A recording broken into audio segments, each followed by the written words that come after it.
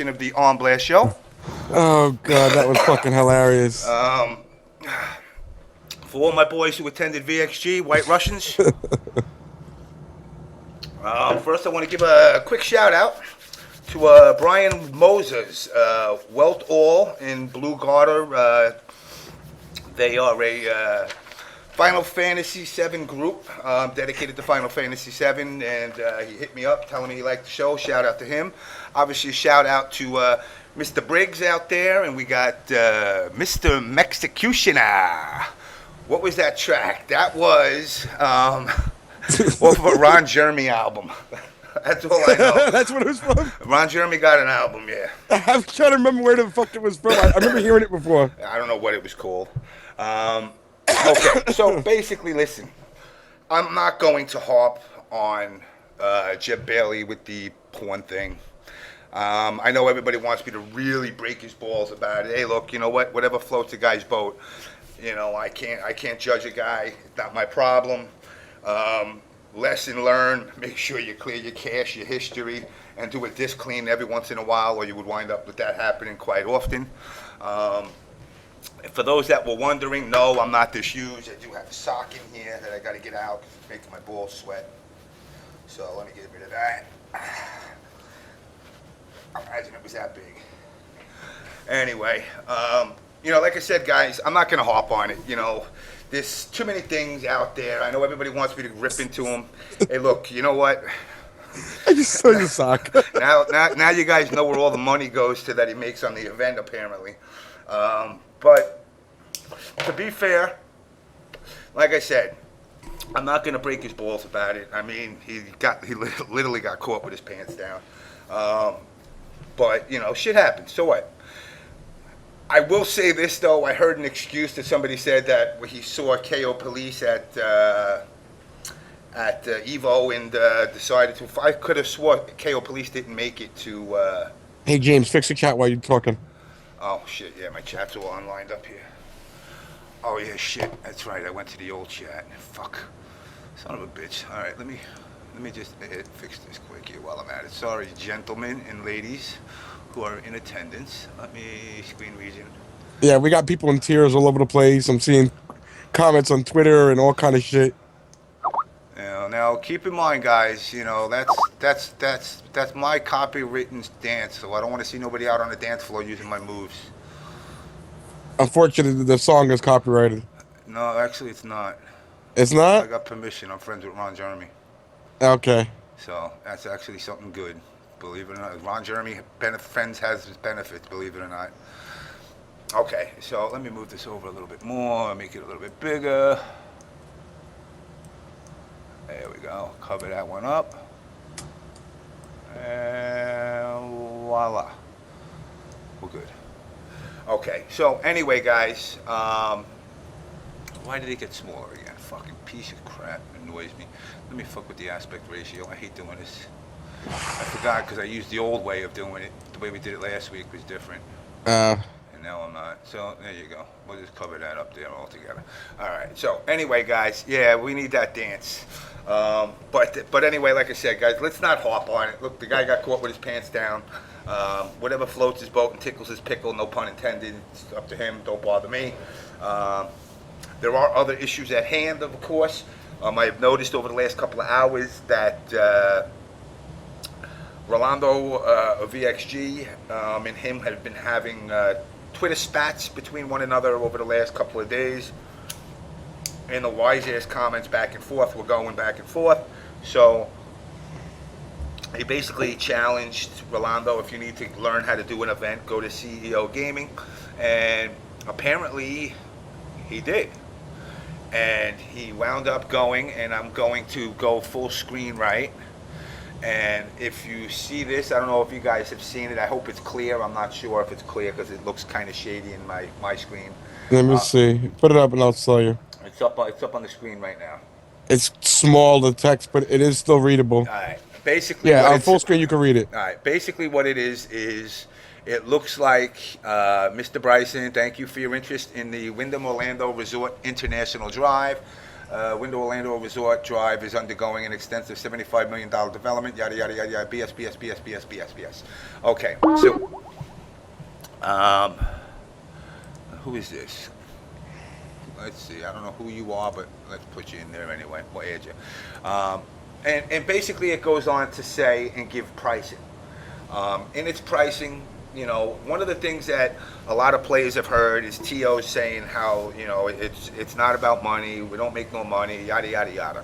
Okay. I'm looking at it right now, and it's telling me that special concessions, which basically means if they meet their quota, which is they got blocks of 350 rooms at $119 plus tax of 12.5%, and they will waive the resort fee, complimentary wireless internet access in the guest rooms, complimentary parking, meeting room rental waived with 80% of the guest room pickup, and a food and beverage minimum of $18,000.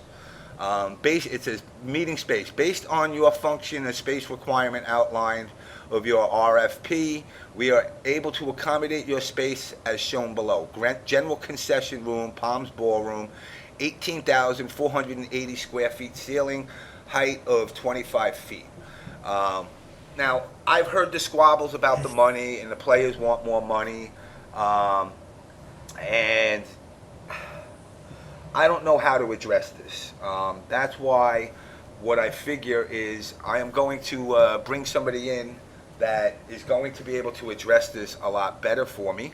You mean an expert? An expert.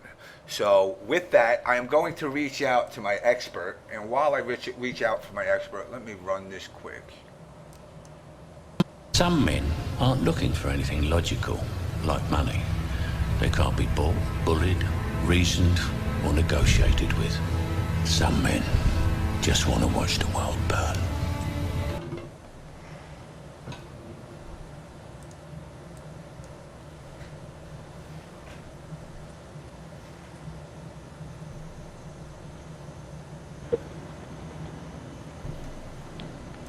Hey, what's going on, James? What's up, Mr. Triforce? How are you? Hey, what's going on? What's up, Triforce? So It's a very interesting day. it's definitely been an interesting day. So I had just read off briefly this summary that was posted to Alex Jabali, and I believe in order to help him, because apparently he's not getting or reaping the rewards that the Wyndham actually has to offer, from the way it sounds as I've seen him tweet back and forth. Now, I'm looking at this, and it's saying that if they rent out 350 rooms, which is the blocks that they're offering, not $350 a night, 350 rooms at $119 a night with single/double occupancy. What were the numbers that he said that turned out to his event? He said, zoop, zoop, zoop, zoop, zoop, zoop. No, let me stop. All right. He said 1,800 people turned out to his event. So, all right. Now, I'm going to say they're saying 80% of that's got to be booked up of the 350 in order to get it, to get the wheel and deal, the free shit, all the kit and caboodles, and all the stuff on the side. So I don't know what the math is in general. Is there somebody in the chat that's a mathematician that could do 80% of 350? It's like 280. It's a little bit under 300. Okay, so 280 with 1,400 people. So did they sleep 6 people in a room? Even if you did 6 people in a room, it's at 1,800 people. That's not even possible. You're not gonna block out 300 rooms with 6 people in it. So it is based on math. We can make it educated. It's not even a guess that the rooms are all blocked out. But we shouldn't make this about we shouldn't make this about his numbers, because at the end of the day, they were good numbers. This is not necessarily about the numbers. The entire point of this is that, this, in order for the scene to grow, both the administrators, tournament directors, whatever you want to call them, Illuminati leaders, yada yada, whether it may be the sponsors, the publishers, or the TOs, whoever. In order for this to grow, they have to grow with the players. This is not about the players getting more money than them, and this is not about them getting more money than the players. It is about the scene growing together. And in order for that to happen, well, you have to have people who are in the best interest of the scene. And it's not about, putting up this false facade that there's this love and all of this other stuff. Don't get me wrong, the love is there, but people they're really blind to a lot of things. Now I've noticed I've noticed both sides of the argument. I've seen on Twitter, and like I said, over a keyboard everybody can yell all they want. Fact of the matter is, there's some people that are saying, you're wrong. There's some people saying you're right.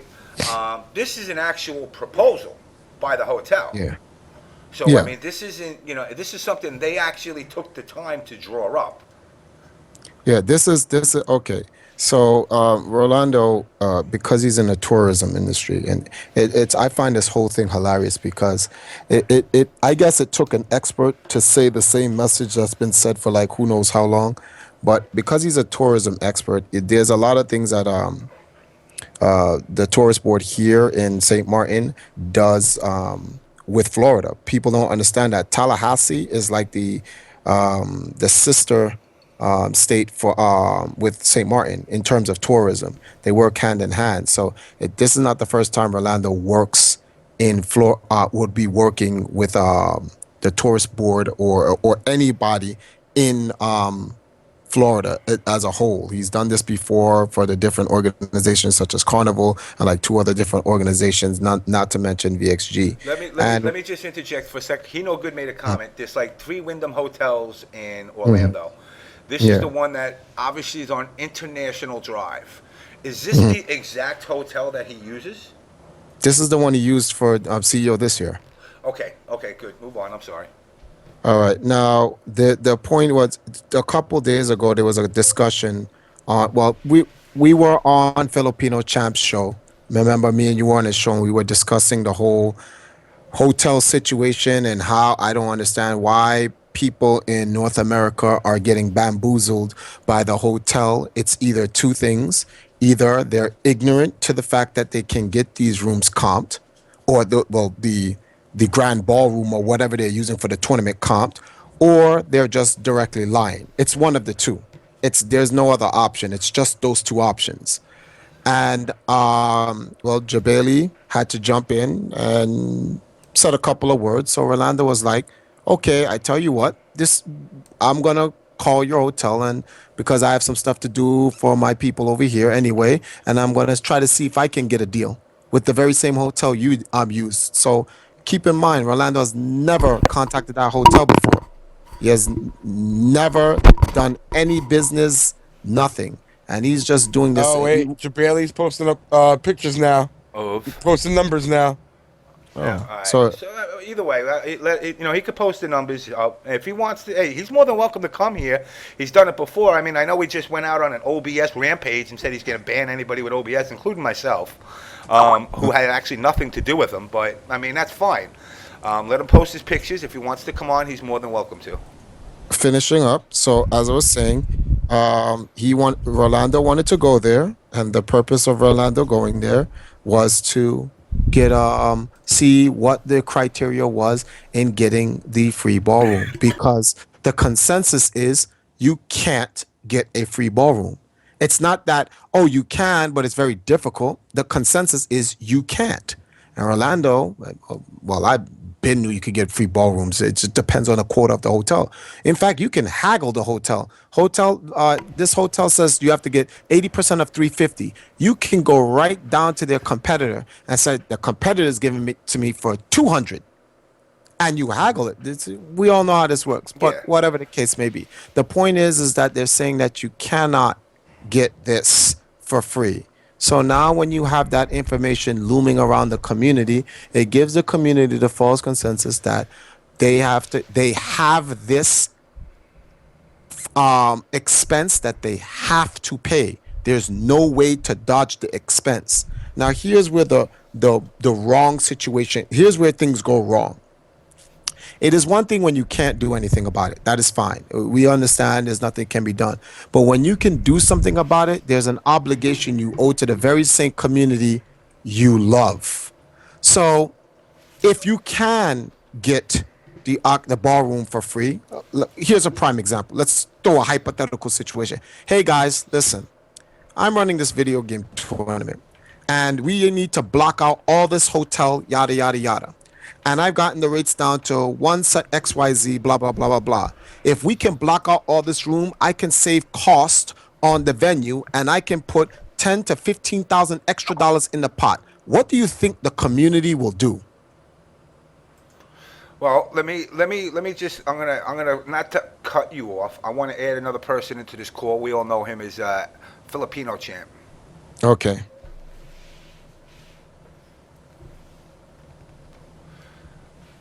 Yo, what up, guys? Yo, what's up there, Mr. F champ? What's up, dude? Yo, I can't hear you, man. What's up with your mic? What do you mean you can't hear me? My mic sounds low. I mean, it's low, and it's low. He sounds okay. loud. Maybe it's your end. Oh wait, you know what? I know why. Huh. What? Check this out. Watch this. Let's boom this shit. Let's get this shit booming. Why did it change? It changed that. I changed it like a moron. What, you How's changed the that? mic setting? How's that? Any better? No. It's better. I can hear you. I can hear you fine. All right. Let's set this as the default. Now, how we sounding? Test 1, 2. Yeah, it's better. We're It's getting better. Okay, good. Good All job. right. Is So Mr. Zoop here? Mr. Zoop, Yeah. Zoop, Zoop, Yeah. Zoop. I'm here. What's up, man? How's that lightning loop? The lightning loop's annoying, but as I was saying, that champ, let me ask you a question. If someone told you that if you brought your friends to their particular tournament and helped them book out all the rooms to meet a certain quota, so that he could put 10 to 15,000 extra dollars into a pot to spread across all the games, possibly make top 16, possibly make top 32. What would you do? What would you do? Oh, he's gonna be a partner for sure. If he's gonna help me, yeah, he's definitely gonna be a partner for sure. Now, the point bring I'm trying to make is that the entire community would rally around the TOs and help them, and this is how we grow. But the problem here is this type of information is being withheld from the community. So only one side of it grows. And this is where the wrong begins. And this is why I'm such a huge advocate for esports, because esports understands that in order to make money, you have to spend it. The community does not think like that. The community is like, this may not last long, so let me get as much money as I can before it burns down. So they're not looking for the best interest or the future of the scene. In esports, it's a business. Well, a more legitimate business than how the scene runs their business. But for them, in order for them to be greedy. Hold on. I got in the chat. Kappa Hunter says this whole conversation is bullshit unless you know Jeb Bailey's deal with the hoteliers. Now I understand where you're coming from. So either you're telling us that he's the most ignorant person in the community, Or he's a liar. or he's a liar. But it can only be one or the other. So guess what? Let's look at the best case scenario for Jabali. In Jabali's case, Jabali's just a blithering idiot, and he's actually not as good as a businessman that he promotes himself to be, or those magazines that wrote for him in Florida. Nor is he really doing the best he can for a CEO, which is fine, because we all make mistakes, we're all ignorant to something and whatnot. So now that he knows, now that this information's out there. And this information is out there for all the tournaments in the fighting game community. This is the prime purpose of this entire event, the show, is to educate. See, the scene wants to keep the community stupid, entertained while they're yasa-bassing over stupid content and talking about troll issues, and no one's learning. This is why everyone says the fighting game scene is not going anywhere. How can it go anywhere? Everyone's stupid. Everybody's getting lied to. Yep. That's what it comes down to, you And know. and that's why it's not going anywhere. You know, players like Ryan, like Chris G's, CD Juniors, Dominions. They're wondering like, where's the money? When's the money coming in? And all you got To saying is, we spend all this money, but this is all we got is little nickels and dimes, and it's not entirely true. Now, I'm not turning around and trying to single out TOs, by no means, but don't go out there and toot your horn as if you're the end all, which I'm not saying I've never been to a Jeb Bailey event, but you know, the fact of the matter is, everybody that's been to it says it's been great. You know, It is. Actually, it's been really great. Like, his events are very well ran. You know, very nice production. He knows what he's doing, dude. You know, like, he's very, very good at what he does. Now, In his defense, at least. yeah. Now, my thing is, if you're going to go out there and Twitter and basically call people ingrates, oh, I'm going to drop this game. What do you mean you're going to drop a game? If anything, I'd be trying to increase games. Why would you want to drop games? You know, you want to bring in as much as you can. Apparently, because he's making it sound as if he's going broke doing this. But yet, if you're going broke, how do you continue doing something? Eventually, you get to the point where you go, oh, I'm wasting my money. But, you know, he keeps saying every year is getting bigger, and every year is getting bigger. So that's got to tell you he's making money, which I don't care. Like, again, I don't care that this guy makes money. But then don't go and belittle other people. And what bothers me about it is belittling VXG. Oh, well, VXG was, you know, what was the comment to him? I remember it as it was a tweet. If you want to learn how to run an event, go to CEO Gaming. That was the comment. Now, the thing is, how are you going to tell someone if you want to learn to run an event, come to CEO Gaming when you can't even save your state $10,000 to put into a tournament? So that condescending comment is why he's getting backslapped right now. He should have shut his mouth. Like, all of that stuff was unnecessary. I would have lightning looped him. If I was you, Triforce, I would have lightning looped. No, he's not even worth the lightning loop. Seriously, like this whole thing is stupid. If you think that. The thing is that what the scene doesn't understand is that if you think this is actually a file to burn down the community, this is absolutely nothing. The community does not understand the amount of money that's being used on the players themselves. I don't know. Well, Champ, were you around 2002, 2003? Did you go to any of those? Did you go to any of those EVOs? Okay. No. There was an early time in the FGC, right, where you used to just go to video game tournaments and that was it. That was the end of it. It was not a problem. In 2004, I think it was 04, 05, one of the two. It's the year where Justin got hit with the Daigo Parry special. They started signing release forms. It was in that year that I understood where the scene was going. Once you have to release once you waiver your rights and your image, that means someone is taking your image and they're selling it. That's the only reason why they're asking you to waiver your rights. Because you cannot sell someone's image, persona, likeness, whatever you want to call it. Without compensation. Without compensation. The only way you can do that without compensation is if they waiver their rights. That is when I understood that the scene was being industrialized, which I had no problem with it as long as it went in the route of esports. But then from 2004 all the way to 2009, I saw the scene go nowhere. 2006, we got a little media attention from G4 TV at the time. 2008, Toyota came into the mix. I was like, we got some. I think it was 2007. Yeah, it was 2007. Toyota came into the mix, and we're like, we're going somewhere. And then it just didn't go anywhere. It stopped. 2009, little argument between Capcom and MLG, and I'm like, this doesn't make any sense. Why isn't fighting games in the major leagues? And to be honest with you guys, it's what I'm saying.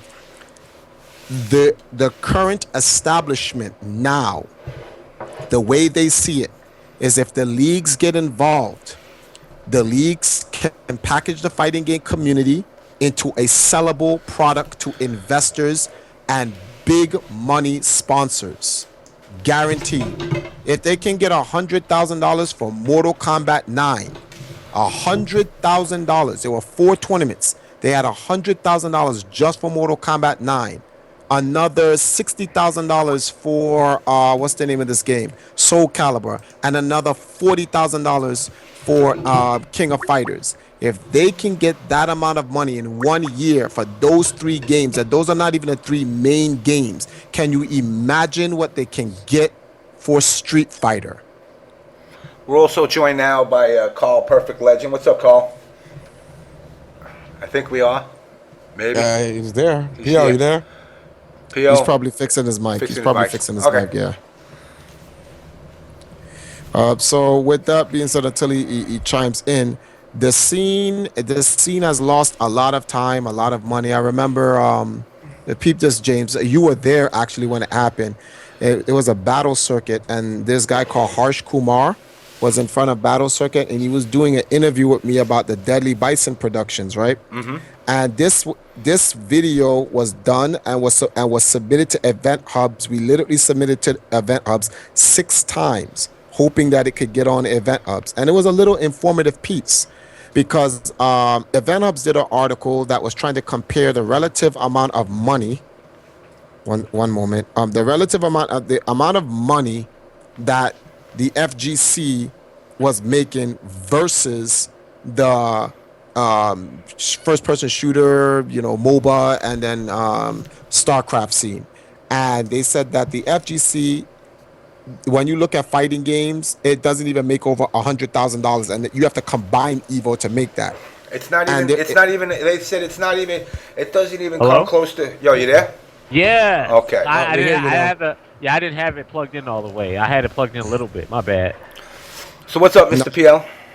Yo, I'm here to witness some shit, and I have inputs on the shit that I'm gonna be witnessing too. So continue. I don't mean to cut y'all off. All right. So my thing, like Triforce was saying, literally the fighting game community combined totally amongst the world doesn't even equal to Europe in these games. No. I'm sorry. That's a misconception, James. What I was trying to show is that, okay, how many? I don't know if you guys know much about the scene, but how many League of Legends tournaments are held? Wow, a shitload. Like, give me a number. Throw out a number. Maybe 20? 20 League of Legends. Let's say 40 League of Legends tournaments are held a year, right? Jesus Christ.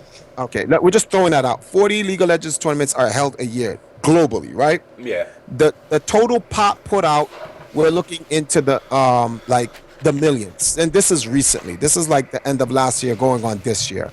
But a little bit before that, we're talking about several hundred thousands, right? Several hundred thousand. We're not talking about almost a million, right? The difference between the circuits and the leagues are this. The circuits combined, they focus all of the competition into one major event with one quality event with a quality prize purse. The FGC, which is run based on a circuit aspect of esports, is dispersed throughout the entire world.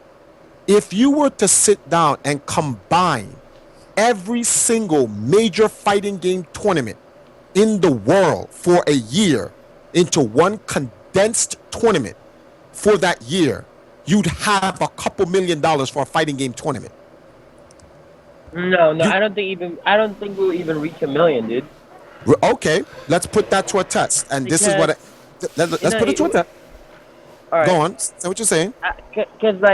Because majority of a lot of people, that that just watch the streams or attend the tournament just for the experience, like they don't know like really how much the purse is, like for winning a tournament. Like usually like for winning Marvel or winning Street Fighter in a major, like you win like $2,000 for getting first. Not even sometimes. Okay, there's very few tournaments that offers like more than that. Like SCR, I think like winning Marvel was like $4,000, and Street Fighter was like $5,000 because Alex Valle was kind of smart, like to to increase the pot price. Instead of $10, it was $20, and then he lowered the venue fee. So aside from that, there's very very little tournaments out there that actually has a pot bonus. So I don't even think we will crack $1 million, dude. To be honest with you, that's just how sad it is. Well, no, that's actually not sad because $1 million is now the precipice with the exception of League's $8 million or whatever they have coming up. But $1 million is the precipice. But right now, let's look at what we're dealing with in the FGC. And the FGC, the precipice we've ever reached for the FGC in one particular tournament was $100,000, which was Evolution last year, right? So let's look within the realm of the FGC in terms of what we're dealing with. But now wait, now you're saying, hold on, now correct. You're saying $100,000 spread amongst every game. Yeah. Keep that in mind. 20K for, it was 20K for it was 20K for Street Fighter, 15K for Marvel last year, and No, 25. It was 25,000 for Street Fighter because they had to match the whole 25th anniversary thing. Okay, So and then 15K for Marvel, something like that. Yeah. 15K for Marvel, 23,000. 23,000, yeah. And so forth. But the total was $100,000, right? Yeah. So that was $100,000 for Evo, right? $200,000 were for MLG between Mortal Kombat, Soul Calibur, and King of Fighters. and King of Fighters, They right? also had Skullgirls and Virtua Fighter exhibitions, which had a lot of money too. Well, we're just chunking up all the money. Now we're already at 300 grand between two major events. We're not counting DreamHack, and we're not counting, let's say, 10 of the major fighting game tournaments like Final Round. And if let's say, okay, we're gonna say the total amount of money, because like Final Round last year had, Final Round this year had $5,000. Oops, I apologize. But last year, VXG had 14,000, right? So we're gonna add that. Final Round, let's say Final Round's total money output for fighting games was 5,000, right? Let's say, I'm just going with the lowest common denominator. I'm not even giving the highest one. Let's just go with 2,000 for East Coast Throwdown, and we know we're way below that. 2,000 for NEC. What else did they have? East Coast Throwdown, another 2,000. Canada Cup, let's say 2,000.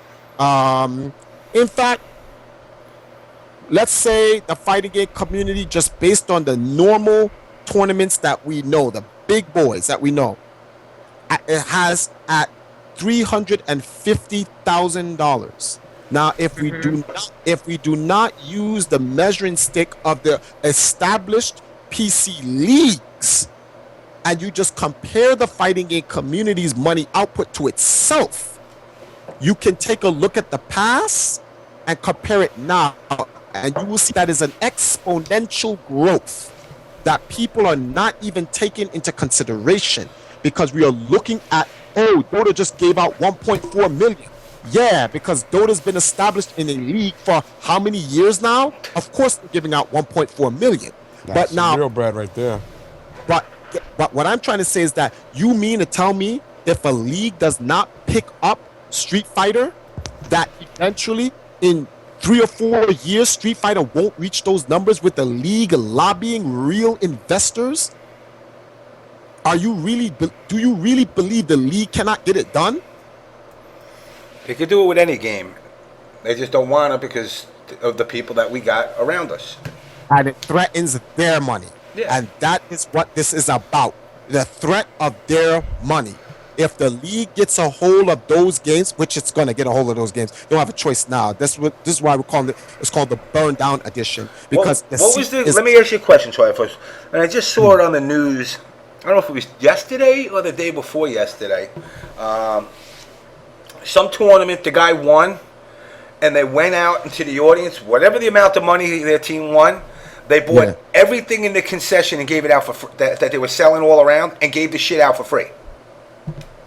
It was one of the, it was a Dota, or it was a League of Legends, or a StarCraft, one of those three. They had a tournament like within the last 2 or 3 days, and they won like whatever it was, say $800,000. It was I3. It was I3. Oh, Okay. It was Alliance. Oh, okay, yeah, they're saying it's Alliance. Alliance. Yeah, they won it, and the thing, that was very nice of them. Yeah. The thing is, the fear here isn't the fear that the FGC will fail. That's a lie. And all this perpetuated fear about the FGC failing if it went to esports, that is a perpetuated. What the fuck? Was that a gun? That is a perpetuated fear that everyone believes that the scene will not make it if it goes to the leagues.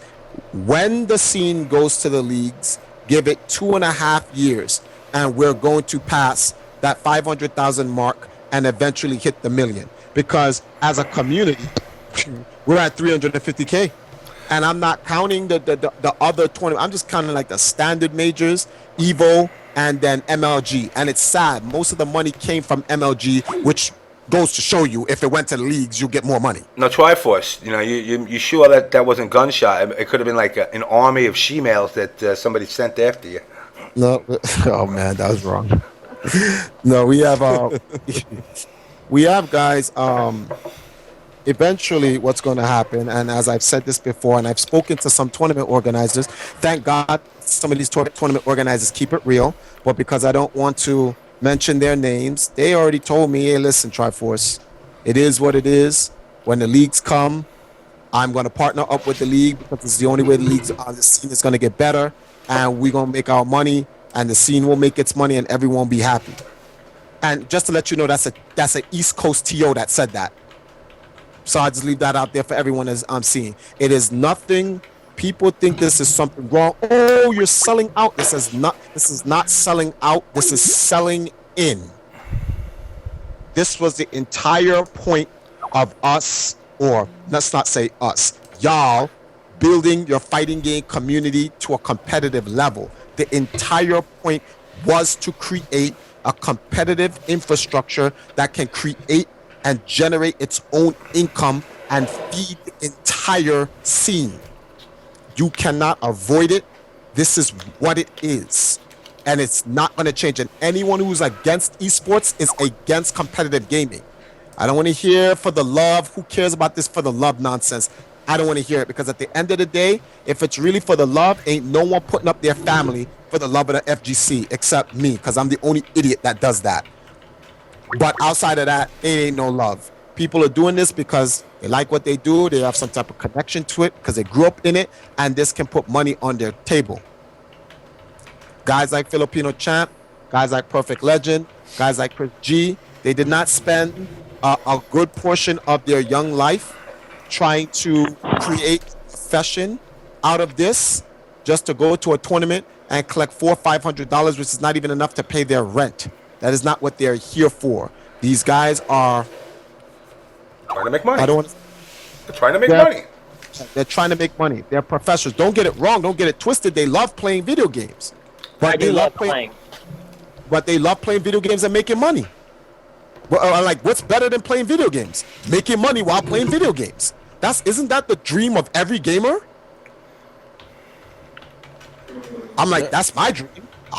Man, if I could play video games and make money just playing video games, I'd do it. Who wouldn't? Who would not do that? So somebody take over here, because I'm just talking to the wind.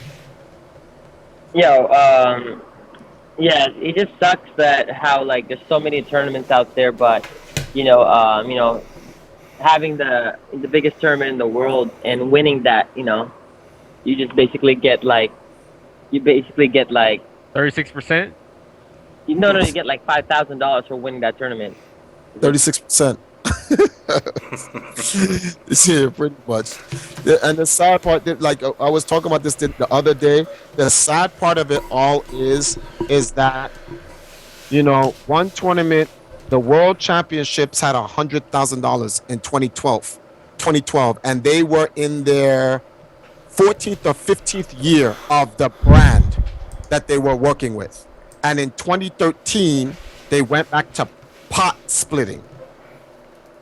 Now, an island with coconut choppers, banana peeling, shawarma eating, guys who are in their second year, and because in their first year they started out with $14,000, jump up to $85,000. What's wrong with this picture? See, that's the thing that bothers me. I mean, I know, like I said, were there issues with VXG? Yes. But they're investing into it more than the people in America. And that's the part that baffles me. For the people out there, what's shawarma? Shawarma is, think of it like a beef patty, but they overstuff it with lamb, fish, or chicken. It's a gyro. It's a gyro. My fault. But yeah, I mean that's the thing that bothers me is the fact that this place it took some heat for the first day. It got its corrections, and I mean I can't find. I mean I got Ryan and Carl. Did you have a miserable time at this tournament? Which tournament? The VXG. No, VXG was awesome. I mean now the tournament got a little funky. There's kinks in everything as it's going along.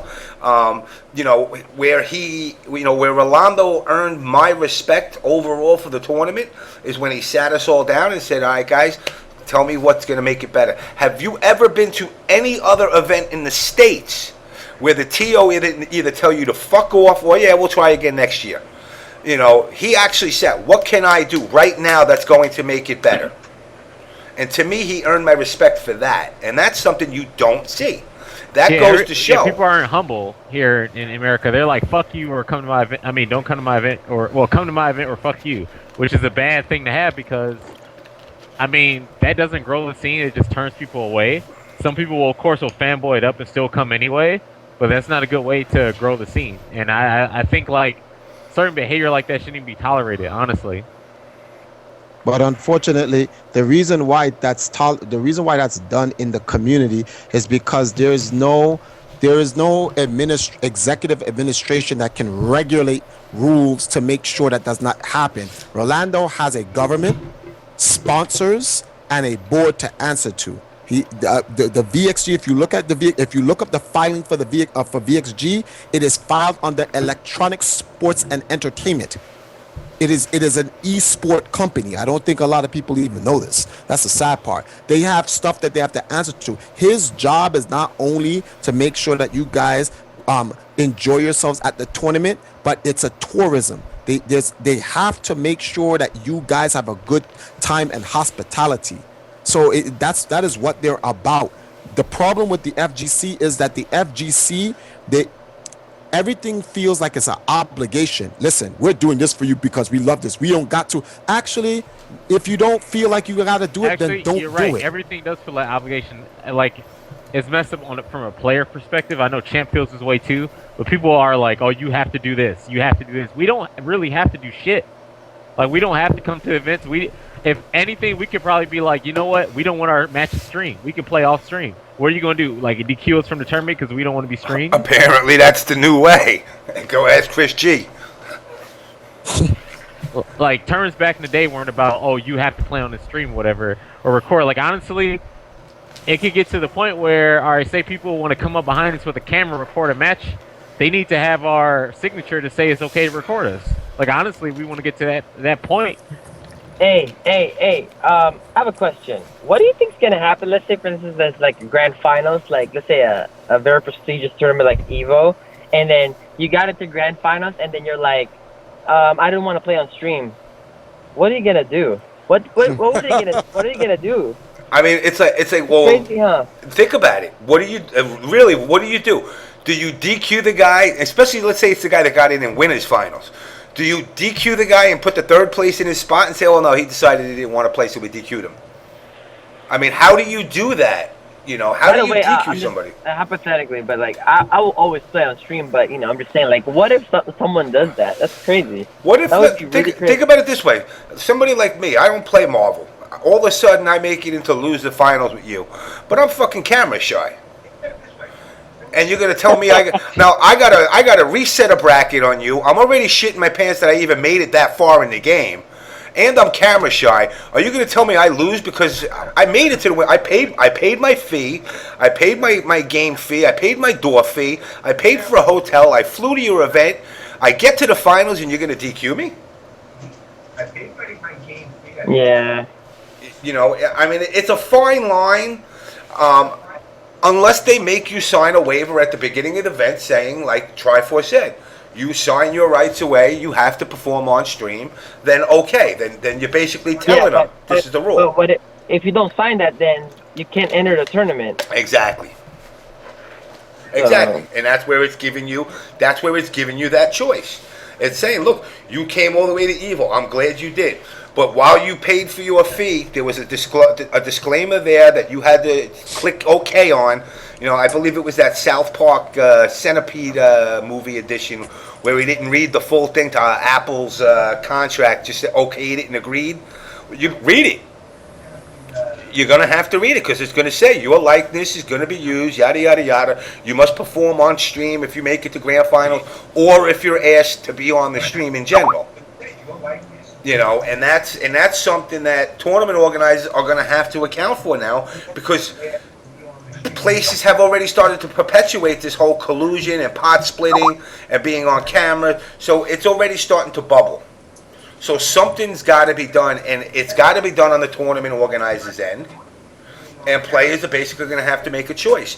Either I want to be in this tournament, if they're going to force me to. You know, I already told any OBS member, if you go to a tournament, the first thing I need you to do is ask the tournament organizer, whoever it may be, and the people that are doing the streams, excuse me, sir, what characters am I allowed to use? Because I don't want to be accused of colluding with somebody, and what characters am I not allowed to use?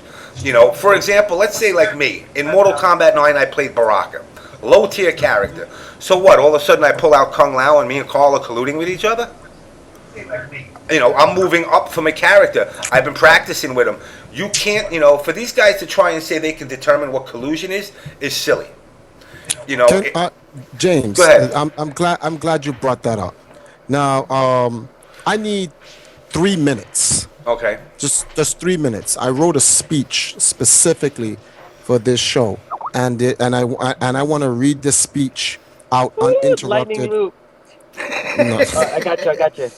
I want to read this speech out uninterrupted for a specific reason, because I want later on people to refer back to this particular point in time in the FGC, the time the OBS show assisted in it being burnt down. I want everyone to understand. Well, actually, this is going to go over a lot of people's head, but I don't care. I just want to know that I've actually said it. So I'll start now. Go ahead. When I expanded the duty of the Empire in 2002 and entered the fighting game community, it was realized that the American gamers had full intentions of entering esports. But in 2004, the powers that be believed that the scene was not ready for esports. In very much the same way, they believed that Eddie Lee, who represented the East Coast, was not mature enough to compete professionally with the West Coast. They instead planned first to prepare the United States for foreign competition based primarily through the West Coast, under the guise that the West Coast represented the United States as a whole. Second, they decided to involve the East Coast step by step as a supporting role, thus keeping the country divided without our realization. Third, to create a series of incidents to detract us from the advancement of the community, which is esports. These plans were, of course, to be covered and assisted by the full power of their propaganda, known as SRK's website. Our alternative media website soon became filled with content portraying the glory of the community's resistance towards esports. News sites lost all semblance of objectivity, and they have used this campaign to justify the restriction of any East Coast news that empowers one half of the community under the assumption of dictatorial procedures on the part of the FGC executives, its community sponsors, and their appointees. A fear campaign was inaugurated. The FGC should not allow the natural passions and prejudice of other people to lead this community to its destruction. Behind this administration sits an enthroned and invisible council, owing no allegiance and acknowledging no responsibility to all the gamers of this community. The real menace of this community is the invisible administration, a small council of powerful executives who virtually run the fighting game community for their own selfish purposes. That's the end? That is it. That's it? That is it. Okay. All right. It'll mean Awkward something. silence, huh? Yeah, it'll mean something later on. Trust me, it never means anything now. Now let me read this quick, and this is quick. Yeah. OBS Big the Tank, one of the guys that apparently was banned by Jeb Bailey for having OBS in his name, and he's not a veteran. He's pretty much a newcomer, and he goes, I joined this scene about a year and a half into MK9's life.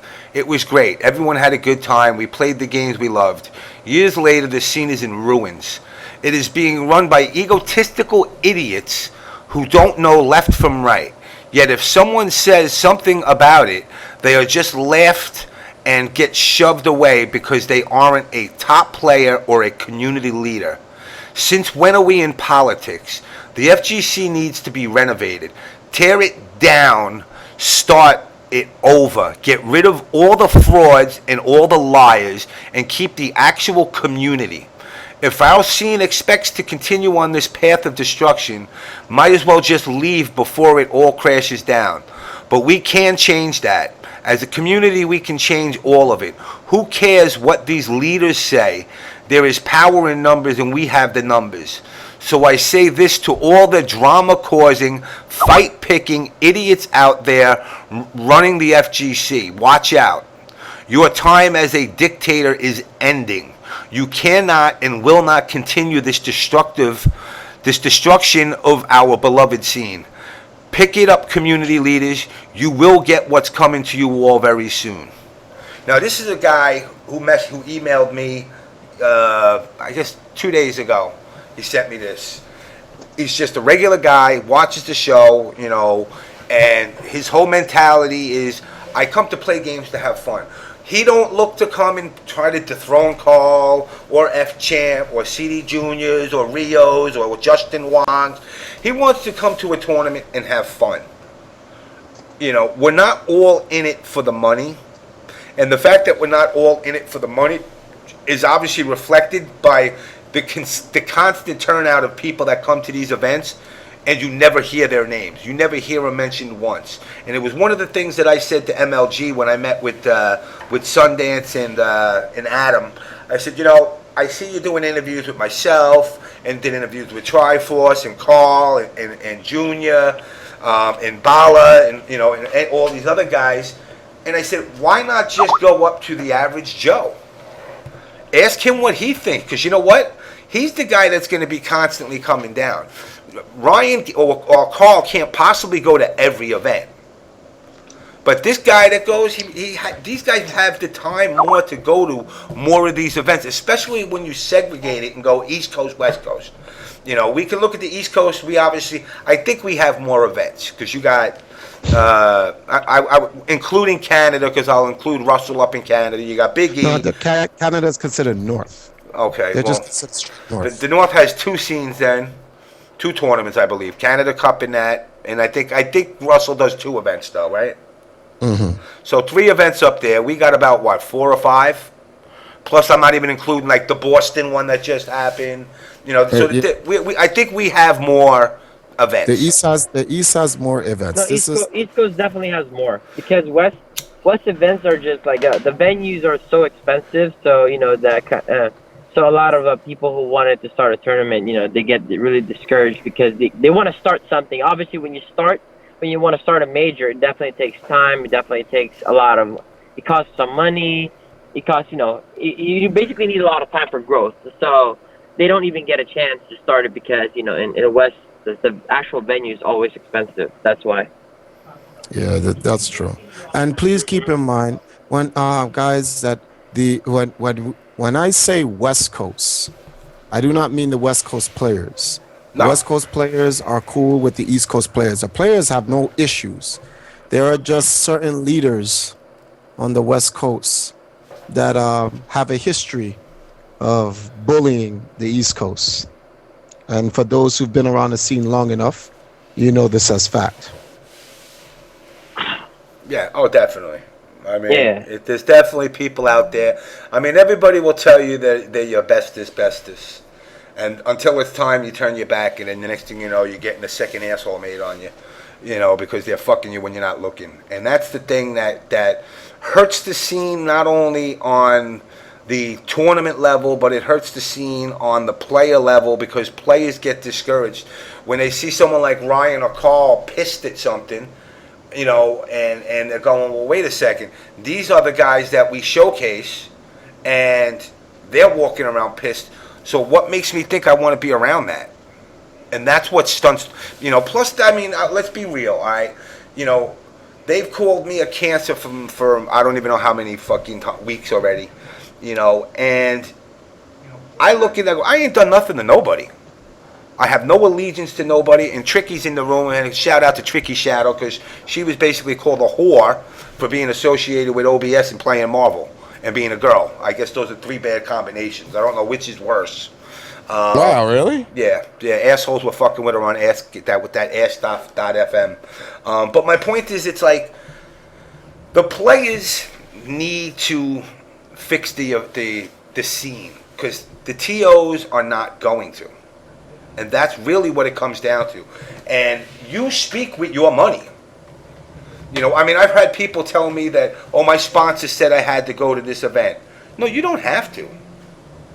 You explain to your sponsor, well, I went to this tournament organizer, and, I went last year, and he basically told me if I don't like it, go fuck yourself and make your own tournament. Why would I want to go to an event like that? Here's the thing. Here's a question, though.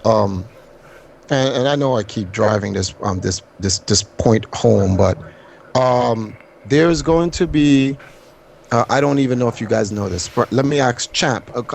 Carl, you should know it, because I think I brought it up around you last year. But Champ, do you know that last year there was an esports congress? Oh yeah. No. You didn't? Oh, you don't know about that? Okay.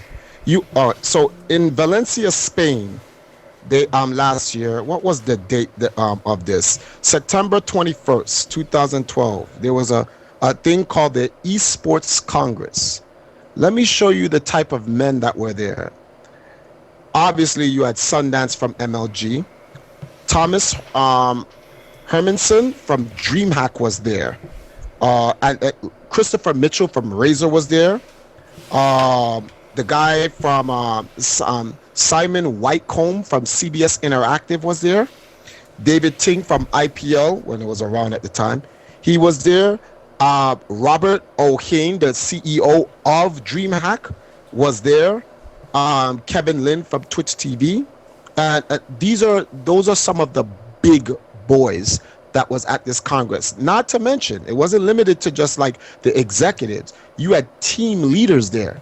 Alex Garfield from EG was there. I'm not sure if anyone from Complexity was there, but I know Dustin Broder from Blizzard was there.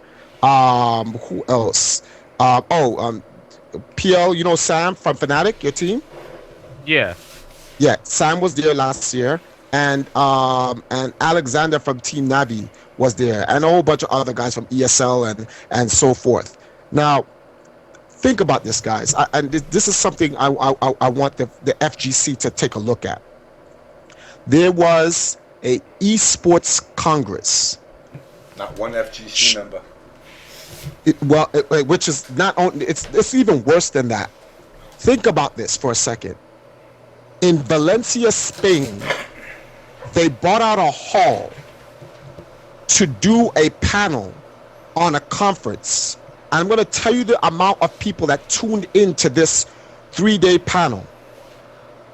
What was it? The number? It was 500,000, right?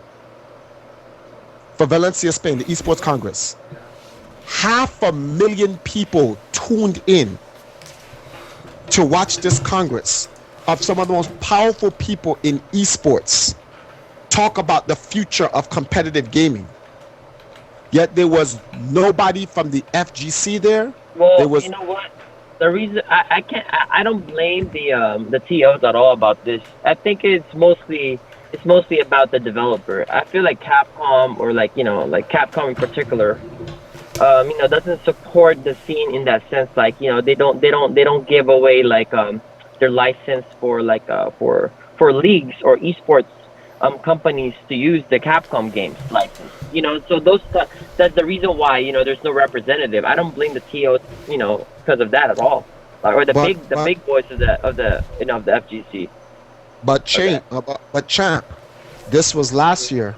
They gave the license away this year. Do you believe that just the change of the license just happened in 1 year? You do know things happen behind the scene long before we even know it, and we get it late. It's like real life. Like there's a lot of things that happen in government. We don't know about it until like a year later. And it's like, when did this happen? And like, 2 years ago. How come we're just finding out about it now? The leagues have been in talks with the publishers for years. And number two, IPL was already in talks with Capcom in the later half of 2012 for their game to go to a league. And IPL IPL's done. IPL's done. That's why I don't. Even if they do another Congress this year, I don't think there will be a representative. It's not because of the FGC's fault or the TOs. I feel like this is more on the developer side. But what needs to be done, it has nothing to do with the players or the TOs or the community. It just has something to do with the developers supporting the scene. League of Legends was in MLG last year. Riot Games, from what I know, wasn't there, but Sundance was there. Although the producer's job is to represent their game, but executive administrators in the fighting game scene, their job is to represent their scene, not the game. Not the game. There should have been somebody there from the FGC representing the FGC. Now, Capcom can go represent their own game. Sundance has League of Legends in their league. He didn't go there to represent Riot. He went there to represent MLG. And the same thing for EG, which is a team leader. Why is Alex Garfield there? To represent his team in the esports era. And that's what this is all coming out. And there's going to be another esports Congress this year. And guess what? Mr. Brison is going to represent the Latin American scene. So I would hope somebody could represent North America. Would represent North America in the FGC. Even though I don't like Mr. Wizard, I would like to see him go and represent the FGC. Somebody's got to go. If Mr. Wizard or any of the Evo people can't go, I feel like Alex Valle would be a very good representative of the FGC. You know what I mean? This is true. That's just my opinion. I don't know if you guys agree, but I feel like Alex Valle would be a very good representative of the entire fighting game community. What about let me throw another name out there, and he's not as young as he's not as old as Vi. What about Dominion? I'm not laughing at Dominion, but no players can go like a player could, like a pro gaming player. I'm like, well, who am I to speak on behalf of them? I don't know. Hey Ryan, somebody said John Nelson. Maybe we get, John Nelson. If we nominate John Nelson, we'll get him out of hiding. Yeah. I think we should nominate John Nelson so we could just go there so I can get my money, because that will always be mad money, dude. So I just hope that stuff like this type of content on your show, James, is what the community needs. This should be Event Hub news in terms of like the things that the community, the people in the chat can bring to your show. The people on your show can bring up information. There needs to be a poll on Event Hubs which says if we needed this is like sending a representative to Congress. Yeah. If we need a representative to represent the FGC, they should. No, Markman represents he's like the Chris Mitchell from Razer. He represents the esports product and stuff like as a sponsor. The FGC needs a director, so it has to. It can only be. Well, here are my nominees, my 5 nominees: Tom, Tony, Mr. Wizard, Alex Valle, and believe it or Seth Killian. Okay. Big E. Yeah. Big E. No, I believe it or not, I think Larry would be better fit over Big E. No disrespect, Big E. I'm just saying. I think Larry would be suited more for the task. Great to have a black man there. I agree. Come on, we gave you guys a president. What more do you want? Oh, but Oh wow! Oh wow! All right, so what? He's half white. I'm sorry. I think a poll should be put up, a serious poll. This is not me trolling. This is not me trying to threaten the FGC or event hubs or anything. I am so serious about this. I think something like this needs to go on event hubs, and I think the community should lobby and prepare a ticket for them to represent, because the future for this scene is through esports. In fact, the future for any competitive game is esports. If you're not going the route of esports, you are going to die. It's true. I agree with you, but look, this is the difference between esports and our scene, because look, esports, they have PC games, so there's a lot of like stuff that could be marketed. In our scene, we use consoles, so there's really like a very few things that we could use. Like what, we have monitors, we have a joystick, headset. What else? A chair, maybe. All right, now let me throw something at you. Hold on, I threw this out on Twitter, and the only person the only TO that actually saw this idea and said, "Oh shit, that's actually a good idea." I said, every event you go to, let's be real, FGC players are pretty much broke ass motherfuckers. So why not go to the banks and say, look, why don't you come to my event and offer those free checking accounts, and we'll put $50 in your bank. Therefore, basically, your tournament fee gets waived because you're getting the money put into your account. And when you sign up for, if you win an event, your money gets directly paid to your account. So there's no having to touch money whatsoever. Do you not think that the banking scene would eventually turn around and say, hey, wait a second, maybe if we put more money into this, we'll get more of these kids and get more accounts? Which is exactly what Jamie Dimon wants from Chase. Which, I mean, there's so many things, like, I feel like the FGC in particular doesn't really need to go to the computer world, or or those electronics. I feel like just having the 18 to 34 demographic, that's that, by that alone, is a very strong selling point to a lot of different companies. Even other things though, dude. Let's be real here, Triforce. I mean, we all joke around about the whole bathing situation. Somebody mentioned in there, yo, get Old Spice, get that motherfucker from what's the Evil Dead movie? Get that Old Spice dude coming around. Get Bruce Campbell to come down to some tournaments. That would put money into it. Yo, hold on, James. Let me cut you off, bro. Like, that Old Spice, that deodorant, definitely needs to sponsor the Smash community. You know what I'm saying? Yeah. Damn. Either way, there's the issue here is, to answer your question, champ, is that if you sat down and thought about it, you can market the FGC.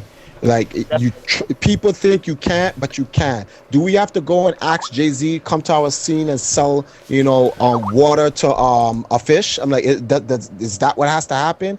People do not want to use their head, and you can use your head and you can sell a lot of things to the FGC. I used to run a store called Game Express. Even Perfect Legend worked there at one point in time, and Mad Catz was the worst third-party peripheral or a company in the scene, dating before 2009. They were trash. Dream Gear was better than them. Innovation was better than them. Pelican was better than them, and obviously Logitech was the best. Pelican. What is that? Pelican. Is that a brand? Pelican is PDP. How come you never got that, Ryan? Oh, I never knew about that. I know there's only. Never mind. The Pelican was PDP. Continue. Mad Catz was terrible, but then Mad Catz came in. They catered to a scene that was considered a niche market, and the scene, Street Fighter alone, has helped that company come from the bottom of the pile to the top, and that's a niche market. A niche market. Now we have headsets. No one ever thought about, what doesn't make any sense? No one ever took the time to actually create an actual true Six button fighting pro pad. You know how many pad players there are? There is. No, but a pro one? Yo. Who does a pro one? Madcast does a 6 button pro? Yeah, it did. Oh, the MLG one. No, but I thought that was like for Halo and stuff. Oh, hey, Triforce, hold on, guys. I gotta go. I'm gotta go to attend to my weekly because I need to help my community here in NorCal to run this event. So thank you guys for having me. Shout out to all the monsters. Shout out to James, everybody that's here. Thank you for having me, guys. All right, man. Anytime, Ryan. You know you're always welcome. Thank you. All right, man. Thank you. Bye. Later. Now the MLG Pro pad, that's not a fighting game pad. That's a regular pad that you use. I'm talking about a 6 button. The 6 button layout pad. Lionheart plays with a pad. I think it's Madcap. You know what the greatest pad ever? Looks like the Sega Genesis controller. You know what the greatest 6 button pad ever for console ever made? Anyone ever played on the Sega Saturn 6 button small pad? Oh yeah, that was like one of the best ones. That is the greatest pad for fighting games in the history of consoles. Wow, the fucking trolling in the chat is fucking killing me. It doesn't matter because Jet Bailey prefers stick anyway. Oh man, that was wrong. God damn. Oh god, I love the fucking streamers. You're not stream monsters. You're just streamers. Well, we got PL in here. Let's let PL thoughts. I know PL, you wanted to say a few things. All right. Well, I need an actual detailed question for me to give a detailed answer.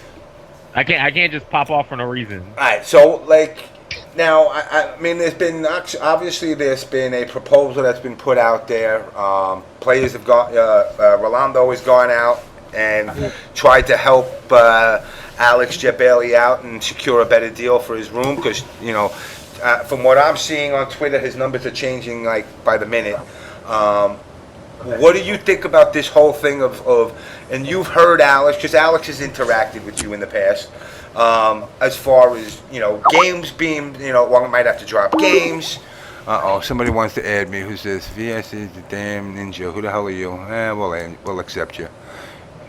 But what do you think about the whole thing now as far as when it translates to the money players get, as to what the claims are of, well, like I said, I tell everybody the same thing. If you're losing money, you wouldn't keep doing this. Why people say they lose money, I have no idea. You're not losing money because you're doing it every year, and it's growing year by year. And again, I'm not shitting on his event. Everybody I've spoke to said it's a great event. But then don't cry poverty. And that's my whole point. So what do you feel as far as how this should go forward? I mean, is this something that we should just all sweep under the rug and just write it off? Or is this something that the community as players has to kind of say, has to kind of say like, hey, things got to change. Money has to change. Sponsorship has to happen. It can't just be players looking to get a sponsor that all they're getting is sent to tournaments by a sponsor. There has to be a profit made for players if they want this to grow at all. I agree. I feel like there has to be a profit for both ends, the TOs, streamers, etc., players and stuff. But I feel like we also need to work together.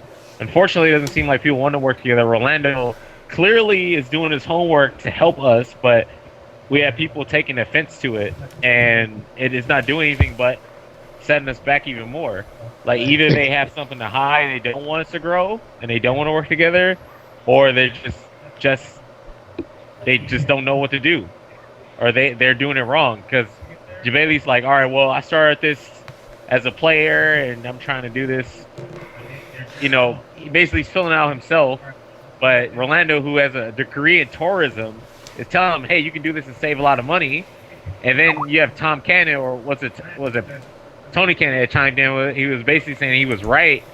You should probably listen to him, because we're not going to grow at all. I mean, like, a lot of this is okay. We have the TOs and stuff, and we host the tournaments and stuff. They can do their own part to make things grow, instead of like trying to rely so much on developers, because developers actually don't have to do shit. They make the game. I mean, like, it's great that like Dota, they have certain products that they sell, like DLC and stuff, and they're like, well, certain proceeds from like the percentage of whatever product or something they sell in game, it goes towards the pot, which is why the pot was so big. Like they don't have to do that, but they did that to grow their scene because they know their player base, how big their competitive base is. Like they don't have to do that. But I don't know. At this point, it feels like I don't know what TOs really want to do out there. Just like we just want to hold great events. Why do you just want to do that? Why don't you want to make it bigger than it actually is? Why don't you want to make this as big as like a pro league and like sports and stuff? Like, why do we have to keep it so niche? You know, can I chime in on top of what you're saying, Carl?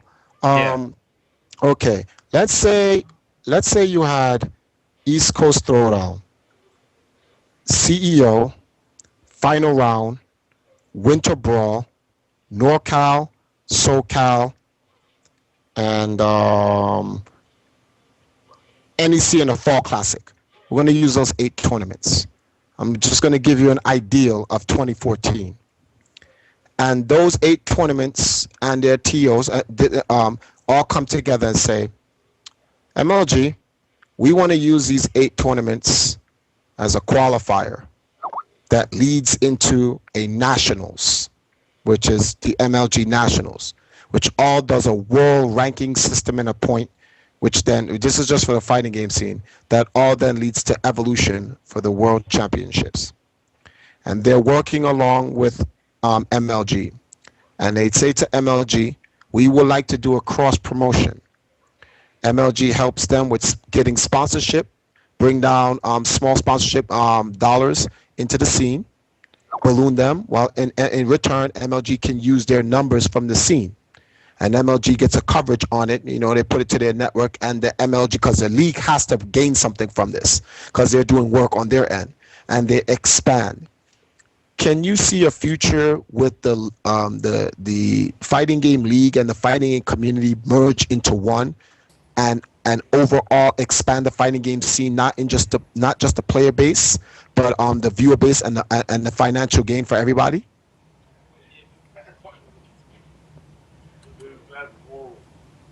Hello. No, I didn't know it was a question. Like, I thought you were just speaking in general. Like, so I'm just like, what? No, but I said, can you see that happening? Can you see a time like that if they were to combine with those 8 tournaments? That's the thing. They would have to work together, and it seems like no one wants to work together. Everyone wants to have their own shit. Why? Probably because they're making. I mean, the answer is there, but people want to deny it. Selfish. Very simple. Selfish. People don't want to share what they got. There's a fear that what they got is going to get taken away. I mean, that's really what it comes down to. The only guys you see working together is the East Coast guys. Yeah, okay, people say, I mean, that is pretty much it. I mean, everyone wants to be under like Evo and stuff like that, but I feel like everyone should work together. It shouldn't just be the Evo circuit. It should be the FGC circuit. And that's the problem. People in power don't want to share. They feel that it ends at Evo and everything else is just where the trickling points are, where, all right, you're going to get a qualifier. I mean, first of all, let's talk about qualifying points. Has it meant anything to anybody in the MK community ever? You know, as far as getting these qualifying points, like, is it an incentive to go to an event to get these Evo qualifying points? Yeah, seeding points don't mean jack shit. Like, honestly, I went to Evo last year. It didn't mean anything for me. Like, I didn't have any seeding points. I went and I won without seeding points. There's no point to have. Seeding points don't mean anything. Like, if you win an event and say get like a free trip somewhere or something, yeah, maybe that actually, well, of course that means something, but seeding points don't mean anything at all. Now think about this. Think about if, and I'm just throwing a hypothetical, this is the JamessMK dream. Every tournament has a qualifier, okay? It gives you seeding points. Those seeding points, when you wind up going to Evo, if you win at, say, Evo, somehow Rolando and these guys wind up making this grand deal that not only are you going to get that trip that you would get to for qualifying at a game, you would say forfeit that trip and somebody else would get, you would get like the Grand Pumbaa room at VXG because you won Evo. You know, where if you go to, say, a Big E event and you win, you know, and it's a mix, all right? Maybe MK9 gets a qualifier, you win you win that qualifier, you're going to VXG. But if you win Evo, you get, like, the grand prize, which is, like, the best of the best that you can possibly get at VXG. You have hospitality girls standing by your freaking door 24/7, and you say, feed me grapes, and you feel like a Roman emperor, and you get treated like royalty. That's an incentive. If you're still not getting the money, at least you're walking around and the tournament organizers are actually, I'll use a word that's been a hot word this last 2 weeks, are colluding together to actually make the scene grow and look appealing to other people. That it's not, right now the way it is simple. You go to an event, let's say Big E's event, you have a great time, you go your own way. That's it. End of story, it's done. Until Rolando came along, that's all that was entailed. Now, all of a sudden, Rolando comes along, everybody shit on him, saying his event's a fraud, this, and this, but he gave away what? I don't even know. Is there a number? 40 trips or something? I don't even know what number. He spent $48,000 in qualifiers for plane and hotel for all the qualifiers. That's $48,000. Let me repeat that one more time. 48,000. That was $2,000 less. 42 qualifier tickets, $48,000. That's $2,000 less than the amount of money they were putting out for the fighting games. I want to say something real quick before I forget. Mm-hmm. I mean, it's back on. Everyone needs to work together. But if all the TOs band together and stop trying to just be like run their own one-man show, I feel like all of them could go up to like a big corporation and really get something like sustainable for everyone. But Carl, what you just said is already happening. It's called the Fall Classic. No, I said all of the TOs. I didn't say just. Eventually, they're all going to have to do. Yeah, I understand, but let me continue what I'm saying before I forget. So basically, all right. Here's the example. At Evo, for whatever reason, in my opinion, this year downgraded from last year. Why at tournament stations we don't even have headsets like we did last year? Like I mean, last year I'm not sure who could provide them. Maybe it was MACAS or something. But it doesn't make any sense to me that the biggest fighting game tournament in the world can provide the what is this background noise I'm hearing? I don't know. That's not me. Somebody's got their speaker on. All right. Anyway, they're like, it doesn't make any sense to me how they can't go up to like a big sponsor for headsets or big sponsor for like even drinks at the event, like say freaking any kind of energy drink, Gatorade or something like that. If all the band together, there's at least like maybe 10 to 20 TOs that if they band together as a corporation and went up to other corporations and to get stuff. I mean, strength is in numbers, not by yourself. Yeah, you hit the nail on the head. Good night, everybody. It's your boy Rolando. What's going on? Everybody. Good night or hello. I got like so much work going on. I have to get up in about 4 hours, but I couldn't help but chime in when this topic comes up and when I'm reading the chat and I'm seeing people saying, yeah, but Rolando's got government money, Rolando's got this, Rolando's got that. Let me explain something to people and use this as a model for your FGC. The Caribbean, we have always been a Caribbean tournament. We have been here since 2001. We did not wake up in 2001, walked up to the government and said, we need money to do a tournament. We built this tournament as a Caribbean tournament, and the Caribbean people came behind it and made it happen. What did we do? We had two choices. We could have gone down the road and said, let's continue to take the Caribbean players' money. All right, let's just do the little 70-20-10 thing. Or let me go out there and find a way to get bigger sponsors in. Now, here's the special thing about the Caribbean community, and it's a shame that I think you guys don't have it in the FGC. There are 40 different islands in the Caribbean.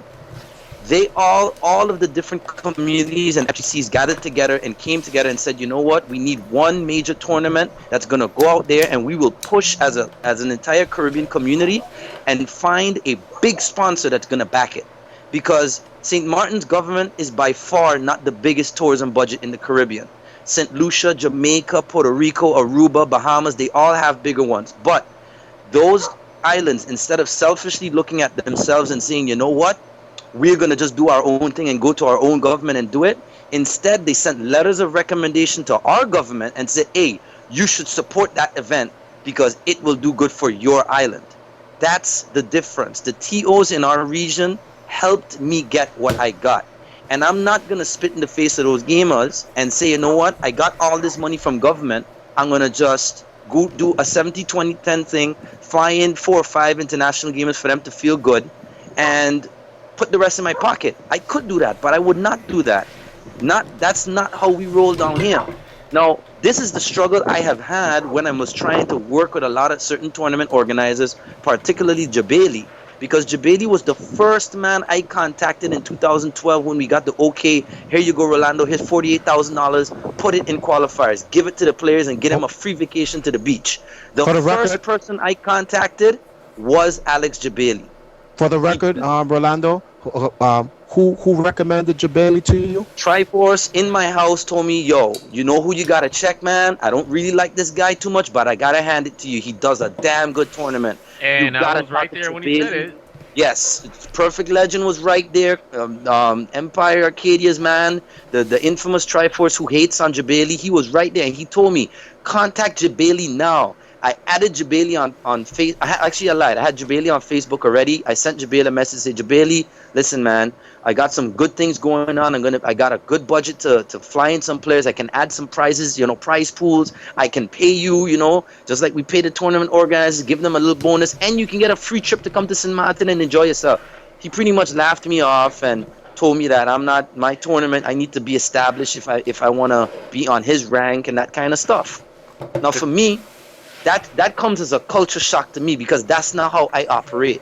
That's not how Caribbean people, that's not how we operate. If this region would be dead, we would be a poor, destroyed region like a few of the islands unfortunately are. But as a region of a whole, we would have been back if we had that backbiting, everyone for them old self mentality. If you notice, this region is 40 different islands, but we market ourselves as a tourism destination, the Caribbean. Let me interject. Let me interject for 1 second, Rolando. We do that in every aspect. Rolando, let me interject for 1 second. Somebody said, well, tournament organizers don't have 48 grand to give out to get people to a tournament. Now, explain this as far as the mentality. Now, I do not have the best education, and I not be the smartest person in the world. But what is that 48 grand being used as? Okay, the 40. I told the tourist board, listen, a very great way for us to advertise St. Martin across various tournaments is to do qualifiers. Because my thing is, look, if we were lazy, we could just choose a list of 20 people and say we want to fly these 20 people in and just fly them in. No, we wanted to make it a competition, to make it a little exciting and make people get the chance to compete and actually win the tickets to come down. So, and on top of that, part of the budget was also to pay some of the tournament organizers, to subsidize them a little bit, or to provide them with the free trip to St. Martin, like, Big E and Larry and Zach and Joe and all these guys. They weren't here at their own expense. They were our special guests, because that was my way of thanking them, because I felt, I was so demotivated by Jabali at first telling me no, that I was so happy when Big E and Larry and L.I. Joe and Alex Valle and all these guys did come through to me and did end up, accepting our qualifiers, because I was demotivated. I thought, damn, these people in the FGC in America don't want nothing to do with me. So I guess just, I was ready to scrap it. I was ready to say, listen, we can't market to the U.S. because these tournament organizers are not going to work with me. But that was a bad first impression, but it turned out that was the minority, because guys like Big E and Joe and Alex Valle and Doan, they were great. They were really, really great. I got to admit it. Now, let me get back to this thing about, but Rolando, it's easy for you. Look, man, when I go to a tournament organizer and I suggest something to them, these are things that I do that they can do as well. The US economy and the US is way bigger than St. Martin. There's no reason that I had to be the first tournament that got discounts on American Airlines. Any tournament organizer can do that. Just get it, just go. If your focus is truly on getting a growth for the scene, you go on there as a group. All of these tournament organizers, they have a forum group and stuff. Get together, send one big letter with 10 signatures with your total stats of all your tournaments. Send that to American Airlines. Believe you me, you guys will be paying 20% off every single tournament you go to. The problem is they don't have that collective. So when I make these kind of suggestions to certain TOs, they're not going to do it because it is going to take a collective effort. It's going to take a league. They have to band together and make these things happen. The minute that happens and they get together and say, listen, you know, forget what we want to do and what we want to make and the quality of my event and the money that's going to be, the money I don't make at my event, quote unquote, forget all of that stuff. You know, let's just focus on bringing in some real sponsors in here. I mean, Domino's Pizza, a simple thing like me bringing in Domino's Pizza was just effort. Go out there to these sponsors that you would never think of. I would go as far. I told Jabali, I said, Jabali, you got connections with Disney, right? Oh, that was on the On Blast show. I told him on the On Blast show, go to Disney and you can check it out and you can work something out with them probably. You got connections. Oh, it's not easy.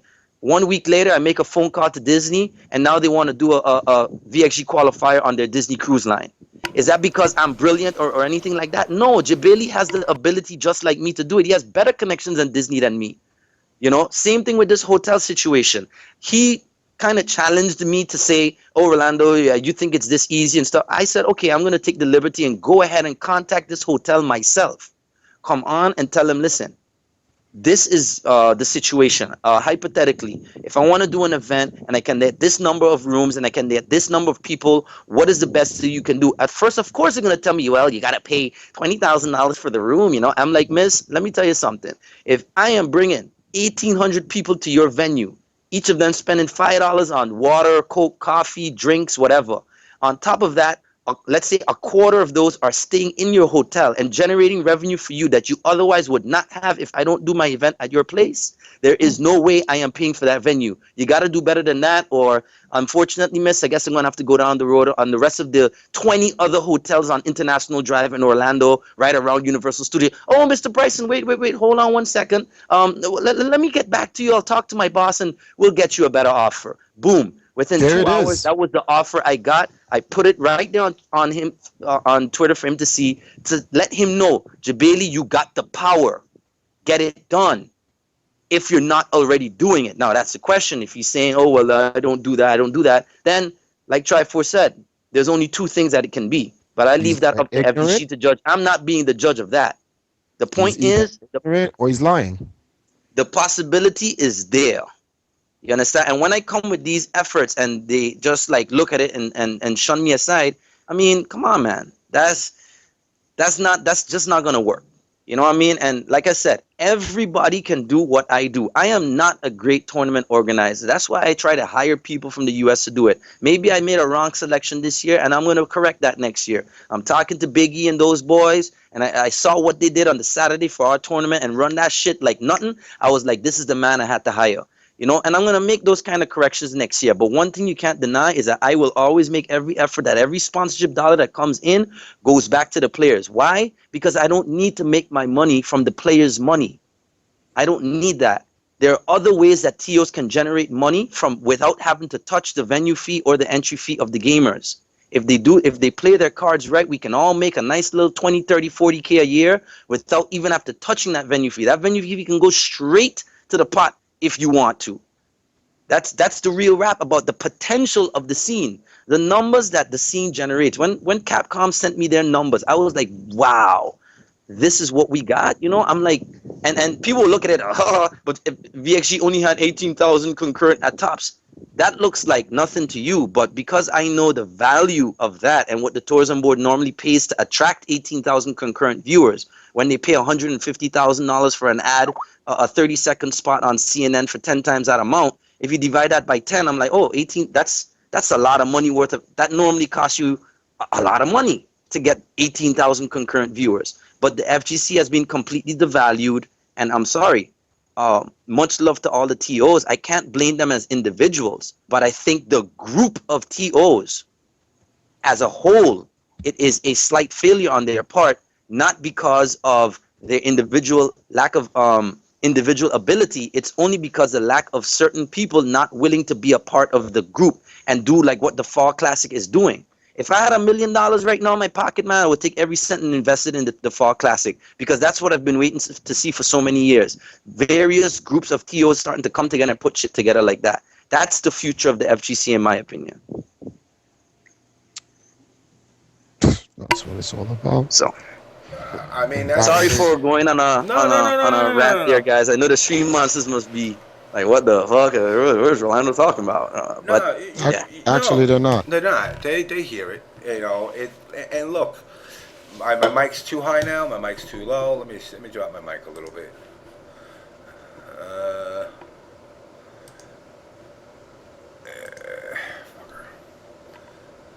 Okay. Okay, I take it back. The stream masters liked it. That's funny. I wasn't looking at that. I mean, look. You know, I mean, I was at the event. Carl was at the event. You know, we had a great time. I don't care what anybody. You know, first day had a hiccup. Hiccup got resolved. I spent. Hey, look. You know what? And I'll be real with you. Obviously, you know, bringing me there. You know, part of it is me to spend money there too. I mean, first of all, you gave me free drinks. I mean, we've seen the passed out shit. You know, we've seen me passed out drunk. James, Dude, I had a lot of fun. Like I feel closer to every player that was there. I feel like we have a bond Exactly. that can't be broken now. When Rolando, when myself, Rolando, school players, like, and Midwest and Southern players and all these different players, and together with the Jamaican, the Venezuelan, and when I saw that, I'm like, yo, this is special. Because I mean, there ain't no West Coast guys hanging out together and East Coast guys hanging out together. It's everybody on the beach together, everybody in the VIP together. That was, I gotta say, I really enjoyed that part as well. when we were out in the ocean, you know, and it was myself, you, what's her name, Persia Yipes. You had Neo gave me that like power bomb, no homo. Neo, Brad, K-Brad. I mean, you had East Coast, West Coast guys hanging out, Long Island Joe, Chris G, having a great fucking time. Florida guys as well. Yeah, and nobody was like, oh man, you know, this person and this person talks this shit. You know, like for example, one of the things that was funny was, you know, a lot of the people, like I spoke with Combo Fiend, and at first Combo Fiend was like, oh, you're JamessMK. And after we talked, all of a sudden we were like, yo, it's kind of bullshit what people say about each other, because reality is when you meet people in real life, you say, you know, I'm a personality here. I mean, I'll have to fucking put it up. Hold on. Just because I gotta, you know why? Only because I have to do this. I gotta do this to Carl. Oh. Yeah, I gotta do this to you, Carl, because you know you're a dancing fool.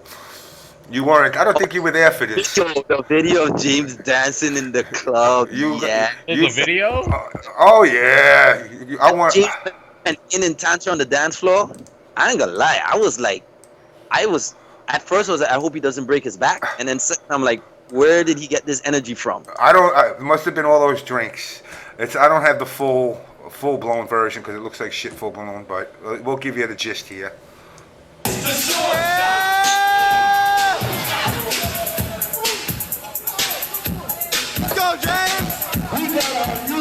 Oh, I got hit playing shit. Alright, I'm watching. Yeah, that was it, man. JamessMK with the move, and then he starts like the little swagger pop, you know, he's like that. Of course the plumber's crack killed me. Yo, what the fuck? I told you I was a b-boy back in the day.